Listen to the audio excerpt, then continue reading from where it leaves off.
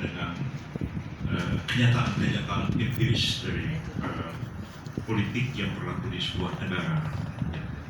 Ada kalanya sebuah negara dengan sistem partai tunggal yang dia stabil, tapi itu sebenarnya karena dia menggunakan sistem sistem diktator lah begitu, di Uni Soviet dahulu, di Vietnam maupun di Cina, beberapa partai komunis. Tapi dengan biparti, dengan dua partai itu bisa stabil atau tidak, yaitu memang bisa stabil. Seperti di Amerika Serikat dan di Inggris sebenarnya ada partai Kongres dan partai Demokrat, ada partai buruh dan partai liberal di Inggris. Ada juga negara yang itu memang lebih stabil dan dia bisa bergantian pemerintah. Ada partai di negara yang menganut sistem one dominant party system. Jadi partainya itu banyak, tapi ada partai yang dominan, satu partai yang dominan. Cukup lama itu bertahan, seperti di Jepang ada partai LDP, Liberal Democratic Party, dan walaupun ada partai-partai lain di Jepang, ada partai Komeito, misalnya itu partai Buddhis Jepang. Di India dulu partai Kongres dominan di India. Begitu juga di Pakistan, itu Liga Muslim, Pakistan Muslim League itu partai dominan di Pakistan. Tapi setelah 3 dekade itu mengalami kemerosotan, maka muncul partai BJP, Bharatiya Janata Party di India, ataupun muncul juga partai rakyat Pakistan dipimpin oleh Zulfikar Ali Bhutto pada waktu itu. Jadi mulai menggoncang kekuatan dari Muslim League. Dan itu memang berjalan demokratis dari awal. Agak beda dengan Golkar. Golkar itu partai yang diciptakan untuk menang. Mau bagaimana, pokoknya Golkar itu dapat 63%, ya.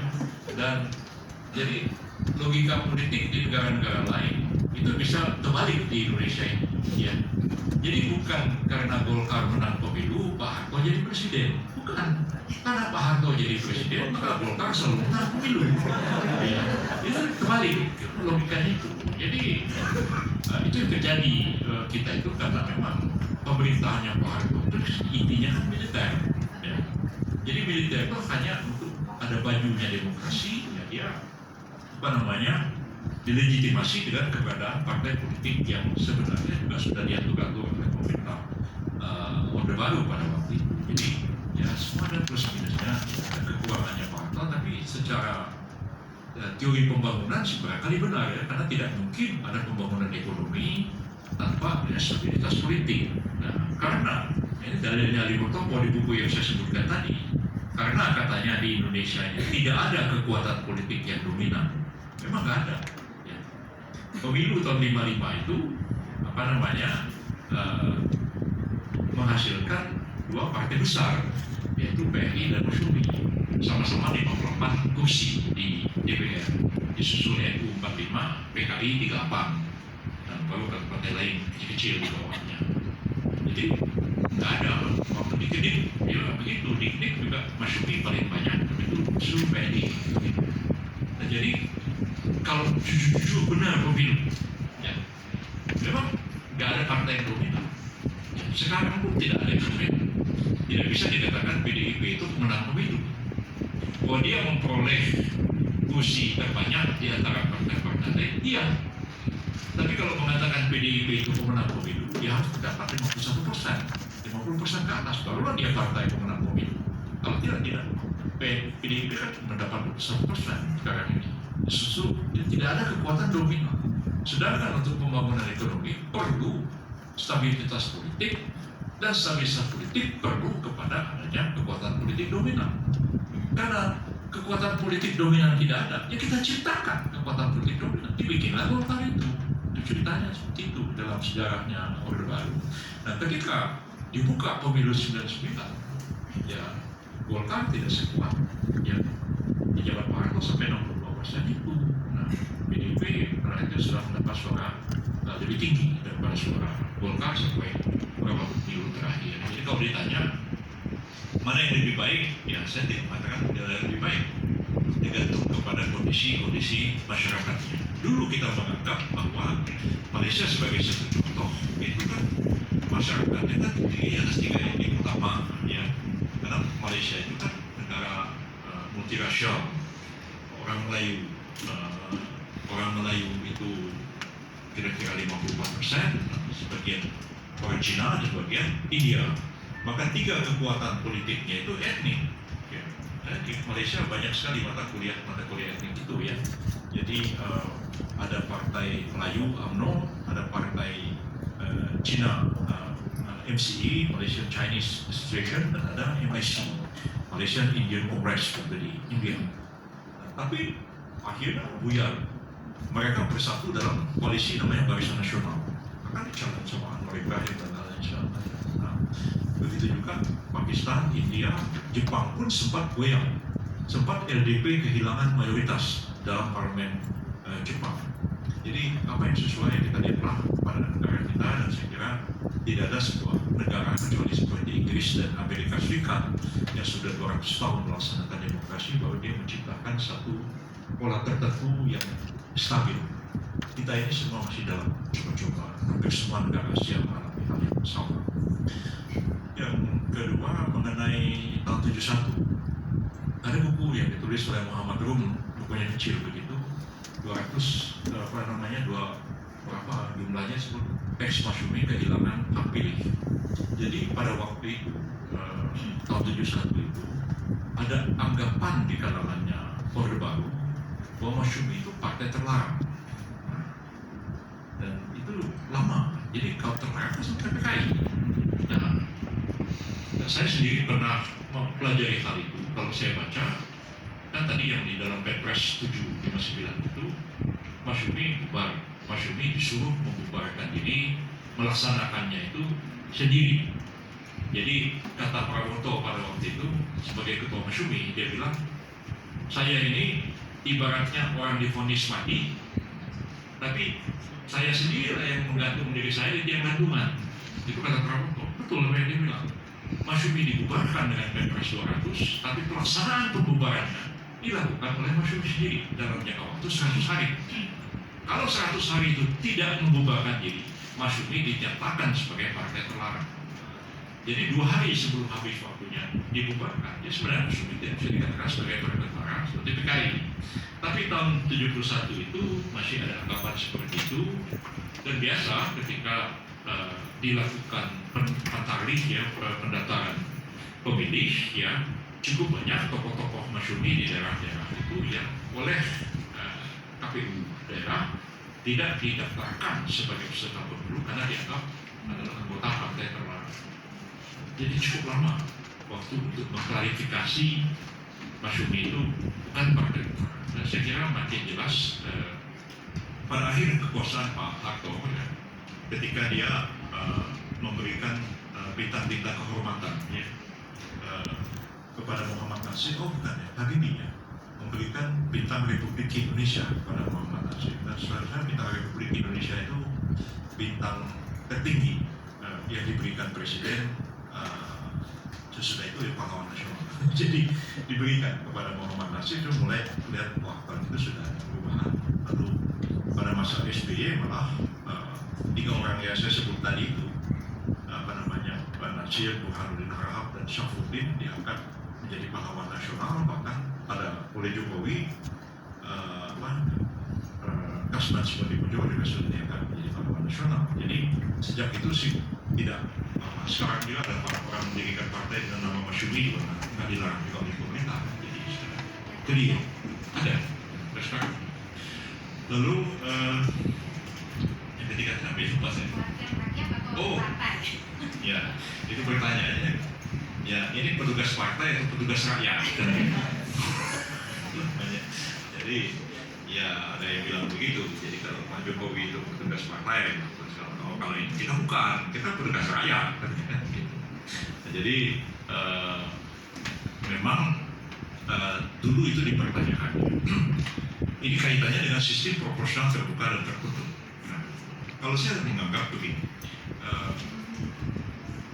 kalau merujuk ke pasal 22E, ya, peserta pemilu legislatif itu DPR, DPRD itu kan adalah partai politik.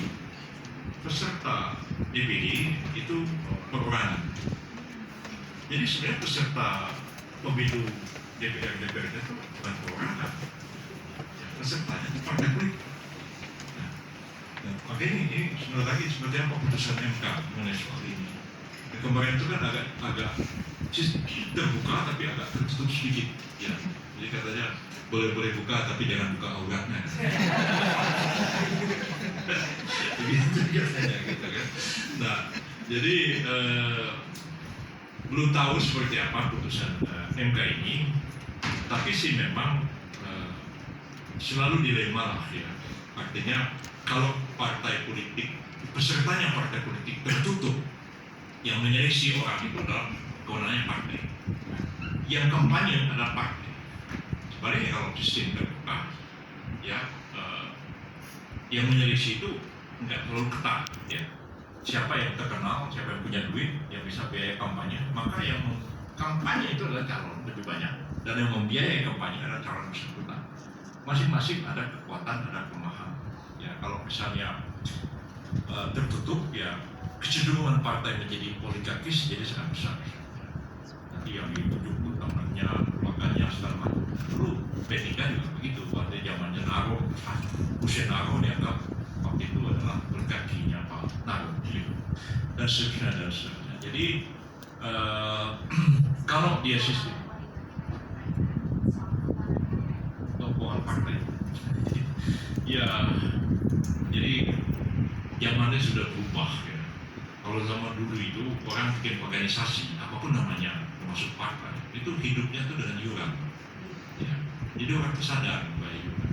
Zaman sekarang ini nggak ada orang mau bayar iuran, itu ditagih pun nggak mau bayar. Gitu, ya.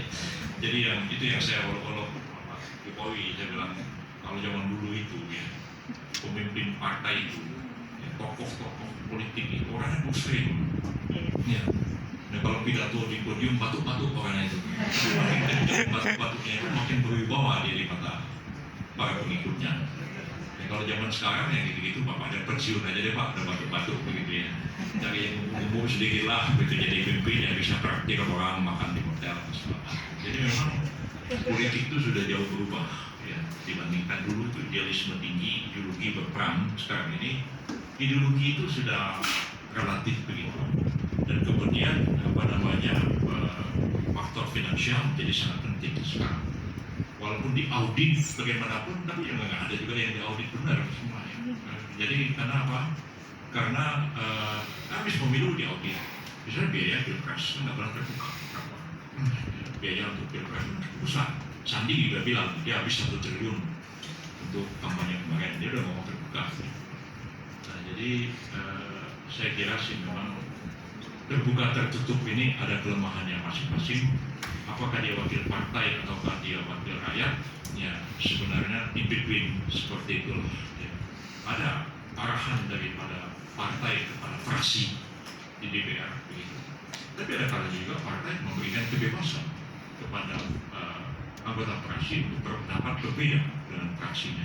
Kadang-kadang juga terjadi dalam sejarah partai kita.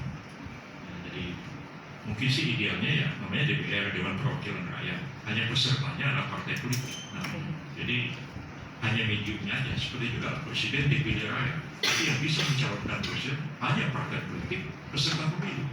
Nggak semua partai juga bisa mencalonkan orang jadi presiden, kecuali dia sudah ditetapkan sebagai peserta pemilu. Ya, walaupun sekarang ini jadi debat mengenai threshold 20%, ya dulu diuji oleh teman-teman, Bipiti Ghazali dan lain. Dia bilang ke saya, ini Bang, katanya, kita uji aja ini supaya pemilu serentak. Kalau sudah pemilu serentak kan udah gak ada lagi threshold. Oh, gimana kalau pemilunya belum? Tapi pemerintah hilang akal. Ya, thresholdnya dipakai pemilu sekarang, dipakai 5 tahun yang akan datang. Nah, itu padahal 5 tahun sekali pemilu itu kan orangnya sudah mati, ya, setelah generasi baru. Bisa aja partai yang hari dapat suara 5 tahun lagi udah gak ada suaranya di DPR. Dan tapi ya diuji ke MK bilang, tapi kan udah tahu ini bisa dipakai 5 tahun yang akan datang. Jadi ya, saya juga bingung melihat begini. Jadi mengenai threshold itu saya bilang sama teman-teman, 31 kali kalau masalah diuji selalu ditolak oleh MK. Jadi kan saya udah kehabisan ilmu. menghadapi MK ini. Jadi pernah saya terakhir menguji itu, saya bilang ini semua saya udah pakai begini, udah pakai filsafat hukum dan teori hukum. Apa yang bisa tulis ini? Itu kalau saya tulis begini. Tapi apa yang terjadi? Ya, argumen saya itu dinyatakan NO oleh MK gara-gara Haji Roma Irama. Pak Haji ini bikin capek saya. Pak Haji ini cerita begini, ada buku nafsu Pak Haji ini kan, kalau keluar undang-undangnya langsung didaftarkan uji, karena dia daftar lebih dulu, saya daftar belakangan. Ya, maka disidangkan yang perempuannya Roma ditolak oleh MK. Yang punya saya, dia bisa hidup. Karena Pak Haji ada capek kita menghadapi ini begini ini gitu. Jadi karena dia bikin argumen ngomongnya dia ditolak betul MK. Ya saya habis. Jadi NO, jadi capek saya menghadapi ini yang telah. Nanti satu saat ya kalau presidennya mau sih bisa aja presiden keluarkan Paku tiba-tiba dihilangkan threshold, bisa aja sebelum pendaftaran presiden pertama. Makanya Jokowi ada pusing, makanya ngadapin. Ini kok tiba-tiba ya ganjar, tiba-tiba ini nama mereka Jokowi. Saya batalin aja ini, apa undang-undangnya pakai Paku. Siapa aja partai penduduk bisa jadi calon presiden, bisa aja terjadi. Oke, terima kasih banyak. Mudah-mudahan